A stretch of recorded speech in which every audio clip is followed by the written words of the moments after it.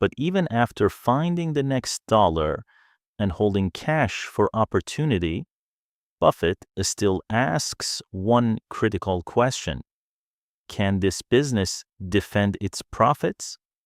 Because in capitalism, competition eventually destroys everything, unless a business has something rare, a moat. In most industries, high profits attract competitors. New companies enter the market, prices fall, margins shrink, and the original advantage disappears. This is why most successful companies don't stay successful for long.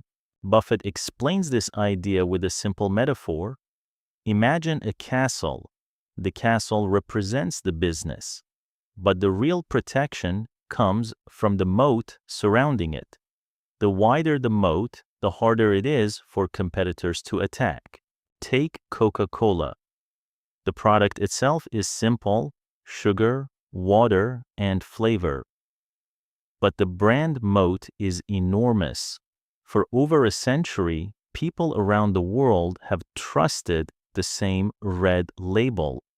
That brand recognition is almost impossible to replicate. Another powerful moat comes from ecosystems. Take Apple. When someone owns an iPhone, they often buy a Mac, then AirPods, then Apple Watch. Each product strengthens the system. Leaving the ecosystem becomes inconvenient. That is a switching cost moat. Buffett doesn't just look for good companies. He looks for companies whose profits are structurally protected. A moat does something very specific. It prevents competition from destroying return on capital. Without a moat, high returns attract competitors. With a moat, high returns persist for decades. High returns are a signal. They attract capital, and capital brings competitors. This is the default law of capitalism. When competitors arrive, three things happen. Prices get competed down, costs go up, marketing, sales, incentives, and customers start switching. That is how ROIC collapses. A moat is not a story. It is a mechanism that blocks competitors from taking your customers or forcing you into a price war.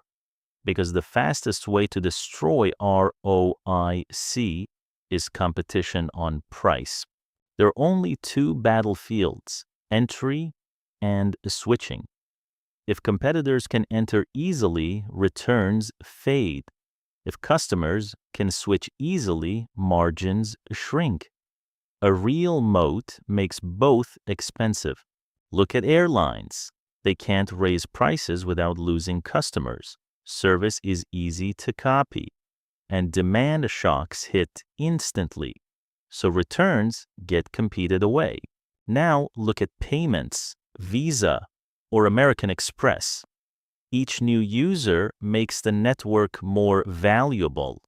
Merchants accept it because customers carry it. Customers carry it because merchants accept it. That loop is a moat. So Buffett isn't chasing high returns. He is chasing high returns that cannot be attacked. The real power of a moat is not today's ROIC. It's the next dollar. A moat allows a business to reinvest again and again at high returns. That is what creates compounding. Without a moat, the next dollar earns less every year. So Buffett doesn't buy growth, he buys defense, and defense is what makes returns last. But some moats are stronger than others. Some businesses don't just defend the profits. They can raise prices without losing customers. That is the ultimate moat.